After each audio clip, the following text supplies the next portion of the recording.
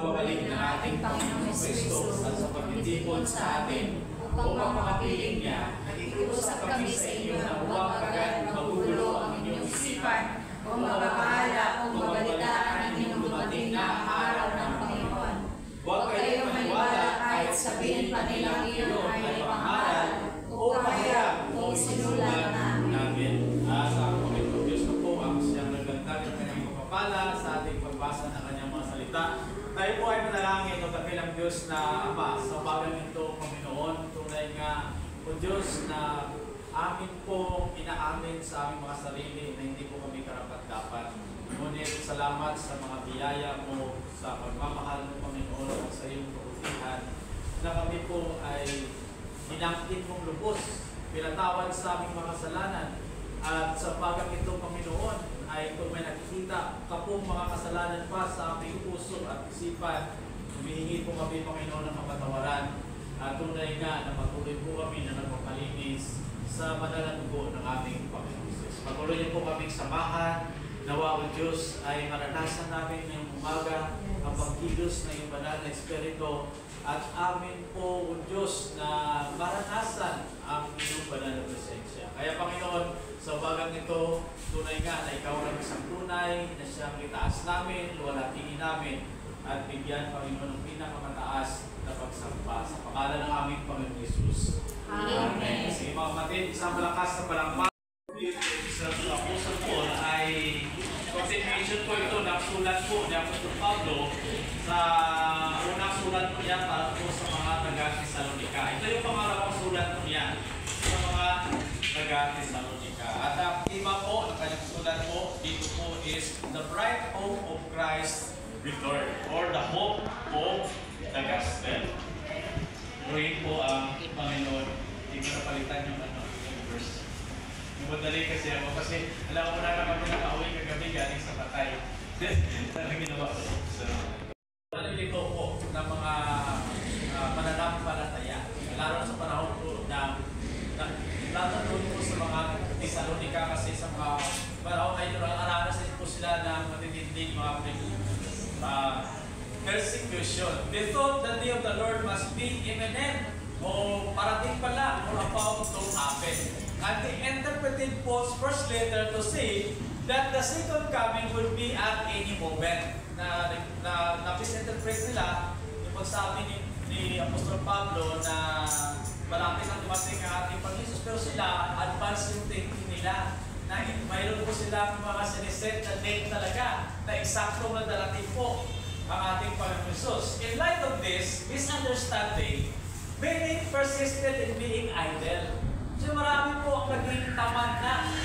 Ayaw na magtrabaho. And there is this order sa loob ng church. Ibig sabihin, wala na naging kaayusan po. With the excuse of waiting for Christ's return. Kasi, generation ng kabataan natin ngayon, sabi, oo, tama yun, nasasabi na hindi garante yung pagiging busy para maging fruitful po tayo.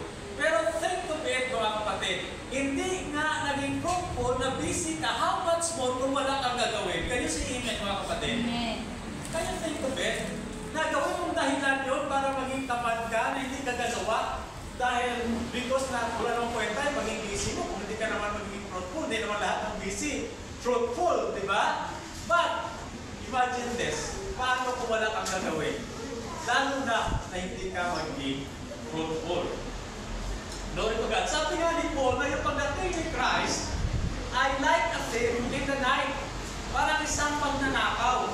Hindi inaasahan ng marami ang pagdating niya at marami po ang mabibigla o ito yung tinatawag nilang rapture. Sabihan natin rapture. Pero kapag dumating siya sa ikalawang yugto po ng kanyang muling pagbalik o ito yung tinatawag na the revelation of Jesus Christ, hindi pasiklet lang. Kaya nga revelation Ang tawag sa pagdating niya, ibig sabihin, makikita po ng lahat. Unlike po sa rapture, na ang makikita lang po sa kanya ay yung mga mananampalataya na lalagipin na isasama niya sa rapture.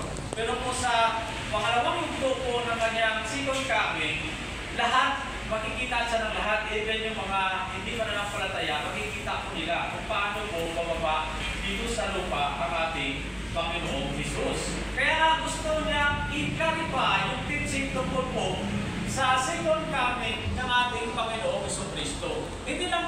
the sake of knowledge, na at least alam po nila, na at least alam po natin, kundi may epekto kasi ito sa buhay po nila at sa buhay po natin ngayon.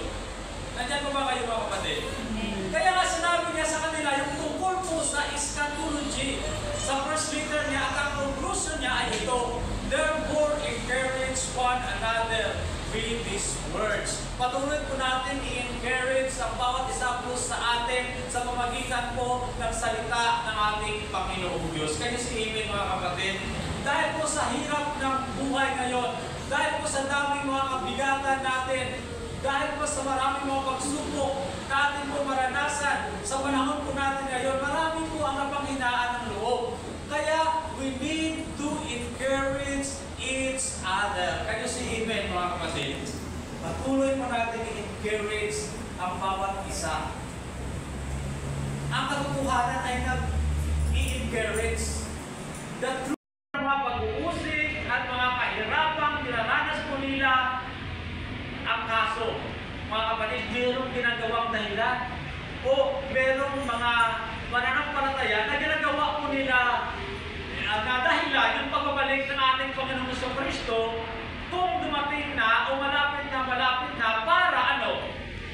Ginagawa nila itong dahilan para hindi na sila magtrabaho.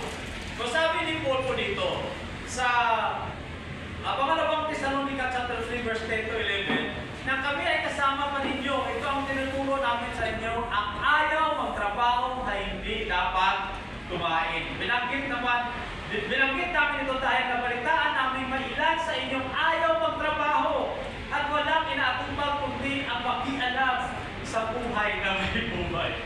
Hallelujah.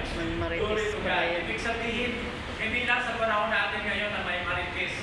Dati sa panahon nila, marami na rin pala marites na walang ginagawa kundi makialam sa buhay ng may buhay. Sinasabi nila siguro, what's the point? What's the point na magtrabaho pag kung bumalik na pala o pabalik na ang Panginoon?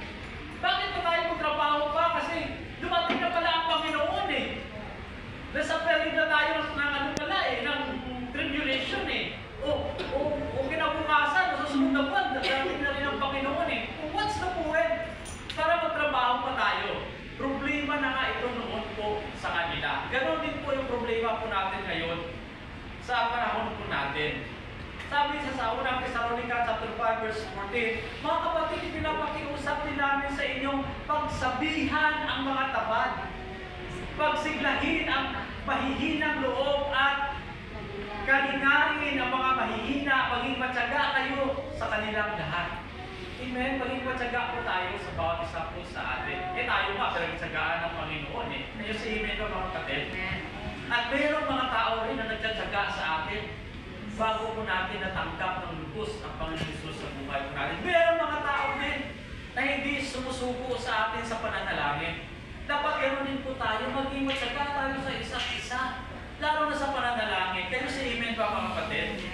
Pagsabihan ninyo ang mga tamad. Sabi niya, dito po sa binasa natin sa chapter 5 verse 14, mas lalo pang naging problema dahil sa maling paniniwala tungkol po sa Day of the Lord. So may connection po ang theology sa buhay po natin, hindi pwedeng magkahiwalay po.